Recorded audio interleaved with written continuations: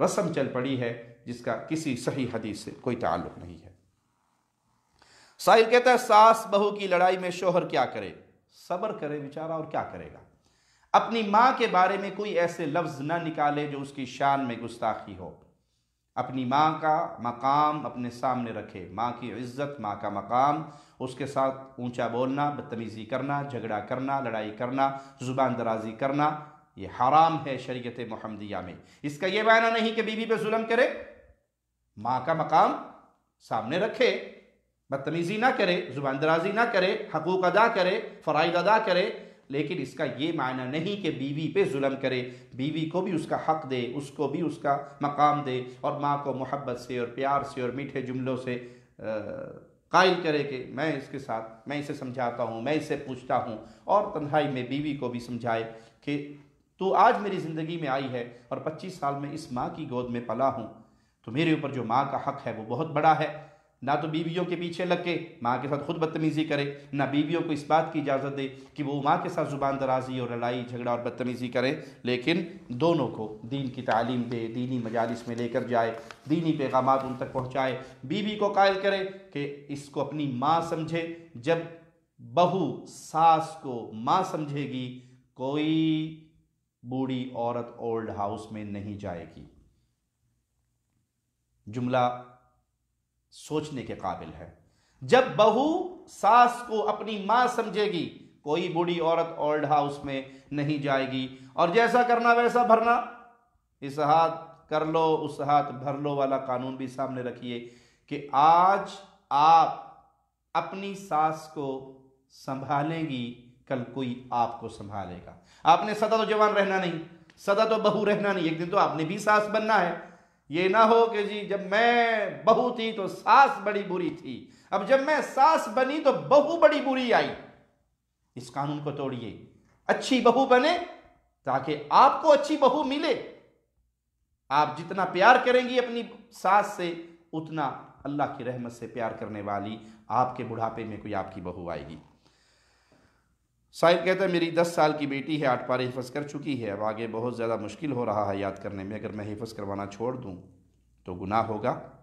قرآن پاک حفظ کرنا ہر کسی پہ فرض نہیں ہے، باعث اجر ہے، باعث ثواب ہے، اور 8 پارے کر لیے تو مشکلات تو گزر گئی، اب تو ماشاءاللہ آسانی کا وقت ہے۔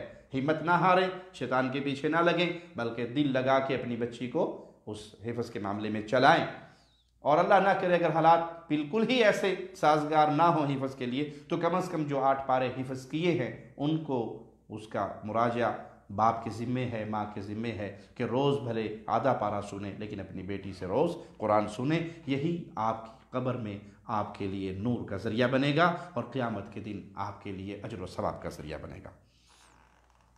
سائل کہتا ہے کہ فرقہ بندی شرک نہیں؟ اگر شرک ہے تو ہم نے کیوں الگ الگ فرقے بنا لیے، سنی شیعہ وغیرہ؟ اللہ نے تو ہمارا نام مسلمین رکھا ہے، کیا فرقوں میں رہنا شرک نہیں ہوگا؟ فرقہ بندی کا مطلب مختلف تنظیموں میں بٹ جانا ہے، مختلف گروہوں میں تقسیم ہو جانا ہے، یہ بالکل غلط ہے، یہ اسلام کے خلاف ہے، یہ اسلام کی تعلیمات نہیں ہے، لیکن یہ شرک بھی نہیں ہے۔ شرک ہے اللہ کی ذات، اللہ کی صفات، اللہ کی عبادت میں کسی اور کو پارٹنر بنانا، حصے دار بنانا۔ فرقہ پرستی کے اندر ایسا ماجرا نہیں ہے۔ یہ کچھ تکفیری پارٹیاں ہیں ہمارے ممالک میں جو مسلمانوں کی تکفیر کرتی ہیں، اور وہ خود کو کبھی مسلمین اور کبھی جماعت المسلمین اور کبھی امیر المسلمین کے ساتھ جوڑنے کے چکر میں باقی تمام امت مسلمہ کو کافر کہتی ہیں، حتیٰ کہ امام کعبہ، امام حرمین، مسجد نبوی کے ائمہ، بیت اللہ کے ائمہ، ان کو بھی نعوذ باللہ ثم نعوذ باللہ کافر سمجھتی ہیں۔ اور وہ استدلال کیا کرتے ہیں اس آیت سے؟ وَلَا تَكُونُوا مِنَ الْمُشْرِكِينَ مِنَ الَّذِينَ فَرَّقُوا دِينَهُمْ، تم مشرکوں میں سے نہ ہو جانا، ان میں سے جنہوں نے اپنے دین میں تفریق کی۔ اس آیت میں تفریق فی الدین کو شرک کہا گیا۔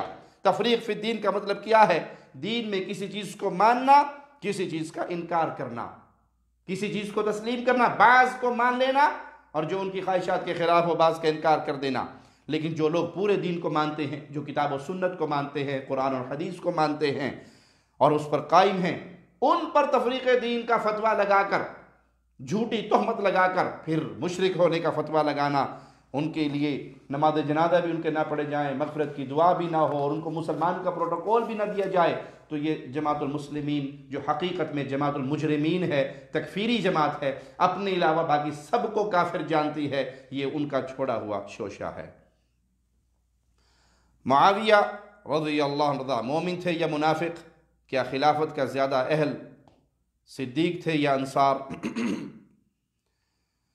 امیر المؤمنین امیر معاویہ رضی اللہ عنہ مومن تھے، کاتب وحی تھے، اسی لیے سیدنا حسن نے ان کو اپنا امام و خلیفہ بنایا، اور سیدنا حسین نے ان کے ہاتھ پہ بیعت کی، اور سیدنا حسن نے اپنے نانا کی دی ہوئی اس بشارت کو پورا کیا کہ مسلمانوں کی دو جماعتوں کی صلح ہوئی اور مسلمان اکٹھے ہو گئے، اور ان کے امیر مسلمانوں کی دو جماعتوں کے امیر المؤمنین امیر معاویہ بنے۔ امیر معاویہ پر بہتان لگانے والے، نفاق کی تہمتیں لگانے والے، گھوڑوں کے پجاری، جانوروں کے پجاری، قبروں کے پجاری، پرلے درجے کے بد عقیدہ اور مشرک لوگ ہیں۔ یہ ابن سبا یہودی کی نسل ہے جو صحابہ کے خلاف بھونکتی ہے، اور امیر معاویہ کا نام ہی اتنا عظیم ہے، کسی کے سامنے لے لو جس کے دل میں یہودیت چھپی ہے، وہ معاویہ کا نام سنے گا تو اس کے اندر سے یہودیت چھپی ہوئی اپنا چولا پھاڑ کے اصل شکل دکھانے لگ جائے گی۔ انصار ابو بکر صدیق کے ہاتھ پر بیعت کرتے ہیں رضی اللہ عنہ وارضاہ، اور اگر ابو بکر اہل نہ ہوتے تو انصاری ان کی اطاعت نہ کرتے۔ پوری امت مسلمہ اکٹھی ہوئی، انصار و مہاجرین اکٹھے ہوئے، کیونکہ رسول اللہ صلی اللہ علیہ وسلم نے اپنی زندگی میں نماز کے مصلی پہ جس کو کھڑا کیا وہ ابو بکر صدیق تھے، اور اس مصلی پہ کھڑے ہونے میں اشارہ تھا جو نماز کا امام ہے وہی میرے بعد امت کا بھی امام ہوگا۔ سائل کہتا ہے کہ جماعت المسلمین حق ہے؟ بعض جگہ پہ جماعت المسلمین کے نام کی کئی جماعتیں بنی ہیں، جو مسعود بیسی صاحب سے چلی اور پھر اس کے بعد اور کئی گروہوں کے اندر تقسیم ہو گئی۔ یہ پرلے درجے کے تکفیری، مسلمانوں کو کافر کہنے والے، مسلمانوں کے پیچھے نماز نہ پڑھنے والے، مسلمانوں کو مشرک کہنے والے، اور صرف ان کو مسلمان ماننے والے جو ان کے اندر داخل ہو جائیں اور ان کے ہاتھ پر بیعت کر لیں، باقی تمام مسلمانوں کو کافر جانتے ہیں، یہ تکفیری ہیں، خوارج ہیں، ان کا اہل ایمان اور اہل توحید کے ساتھ کوئی رشتہ نہیں۔ سائل کہتا ہے بیوی کو یہ کہنا کہ تم میری ماں ہو، بہن ہو، کیا اس سے نکاح پر اثر پڑتا ہے؟ نکاح پر تو اثر نہیں پڑتا، لیکن یہ جملے بہت برے ہیں، اور اگر کوئی شخص یہ جملے اپنی بیوی کے لیے استعمال کرے کہ تو میری ماں ہے یا تو میری بہن ہے، تو پھر وہ اپنی بیوی کو چھونے سے پہلے یا ایک غلام آزاد کرے گا، یا 2 مہینے کے لگاتار روزے رکھے گا، یا 60 مسکینوں کو کھانا کھلائے گا۔ ایک صحابی آئے تھے اور کہنے کہ اللہ کے نبی صلی اللہ علیہ وسلم برباد ہو گیا۔ پوچھا کیا معاملہ ہوا؟ کہا میں حالت روزے میں اپنی بیوی کے ساتھ ہم بستری کر بیٹھا، آپ نے کہا بیٹھ جاؤ، اور پھر اس کو حکم سنایا ایک غلام آزاد کر۔ کہا اللہ کے نبی میں اس کی طاقت نہیں رکھتا۔ آپ نے فرمایا 2 مہینے کے لگاتار روزے رکھ۔ کہا اللہ کے نبی مہینے کے روزے پورے نہیں ہو سکے، اور اسی میں اپنی بیوی کے ساتھ مل بیٹھا، 2 مہینے کے کہاں پورے ہوں گے؟ کہا اچھا جاؤ 60 مسکینوں کو کھانا کھلاؤ۔ کہ اتنا غریب آدمی ہوں اللہ کے نبی صلی اللہ علیہ وسلم، اپنے گھر میں کھانا نہیں ہوتا 2 ٹائم کا، کبھی کھاتا ہوں کبھی فاقہ کرتا ہوں، میں کہاں سے کھلا سکتا ہوں؟ کہا بیٹھ جاؤ، پھر اللہ تمہارے لیے کو راستہ کھولے۔ اتنے میں ایک شخص آئے اور کھجوروں کا ایک ٹوکرا لایا اور ان کو اللہ کے نبی صلی اللہ علیہ وسلم کے سامنے پیش کیا۔ آپ نے کہا وہ بندہ کہاں ہے جس نے بھی سوال کیا تھا؟ تو وہ صحابی کھڑے ہو گئے، اللہ کے نبی صلی اللہ علیہ وسلم میں حاضر ہوں۔ آپ نے کہا یہ کھجوریں لے لو اور جاؤ فقیروں میں بانٹ دو، تمہاری طرف سے یہ معاملہ صاف ہو جائے گا۔ کھجوریں اٹھا لی، سر پہ رکھی اور کہنے لگا اللہ کے نبی صلی اللہ علیہ وسلم ان 2 پہاڑوں کے درمیان مجھ سے بڑھ کر فقیر کوئی ہے ہی نہیں۔ آپ نے کہا اچھا یہ کھجوریں لے جاؤ، اپنے گھر والوں کو کھلا دو، اللہ تمہارا یہ گناہ معاف کر دے گا۔ اور یہ فرما کر آپ اتنا مسکرائے، اتنا ہنسے کہ آپ کی جاڑ مبارک بھی نظر آئی۔ تو یہ اسلام کی رحمت ہے، اسلام کے ماننے والوں پر اللہ کا کرم ہے۔ اللہ کی رحمت ہے کہ وہ اپنے بندوں کے گناہوں کو اس طرح معاف کر دیتا ہے۔